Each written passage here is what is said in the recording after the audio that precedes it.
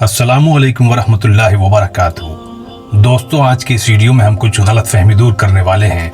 जैसे सूअर का नाम लेने से ज़बान नापाक हो जाती है और सूअर का नाम लेने से 40 दिन तक दुआ कबूल नहीं होती। यानी कोई शख्स सूअर का नाम लेता है तो उस शख्स की दुआ 40 रोज तक कबूल नहीं होती, चाहे वो कुछ भी मांगे। ऐसी ही गलत फहमियों पर आज हम बात करने वाले हैं। तो दोस्तों, वीडियो शुरू करने से पहले अगर आपने हमारा चैनल सब्सक्राइब नहीं किया तो सब्सक्राइब कर लीजिए और बेल नोटिफिकेशन ऑन कर लीजिए ताकि हमारी हर लेटेस्ट वीडियो आपको मिलती रहे।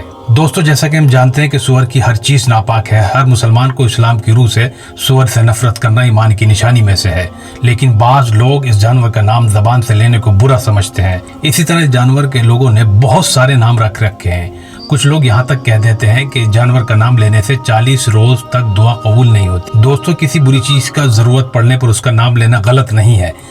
बाद जगह मस्जिद में किसी इमाम ने तकरीर में सूअर का नाम ले लिया और सब लोगों ने उस पर उंगली उठाना शुरू कर दी, हत्ता कि इमाम साहब को अपनी नौकरी से हाथ धोना पड़ा।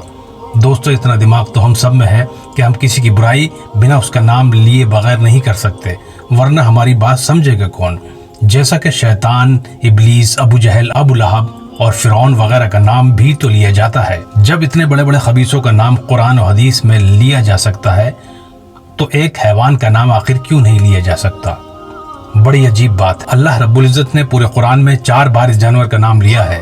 हज़ूर अकरम सल्लल्लाहु अलैहि वसल्लम के जितने भी दुश्मन थे वो इस जानवर से बड़े ही तो थे और ये सब लोग जहन्नुम में जाएंगे। लिहाजा हम ये कहना चाहते हैं कि सूअर का नाम लेना गुनाह नहीं है।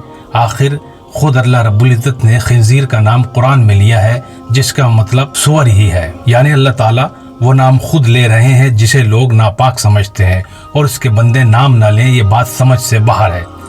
इस जानवर को अरबी में खिंजीर और उर्दू में सूअर कहते हैं। लिहाजा जब कुरान पढ़ेंगे तो कुरान में सूअर का नाम भी आएगा, इसी तरह तकरीर में भी आएगा और नमाज के दौरान तिलावत कुरान में मस्जिद में भी आएगा।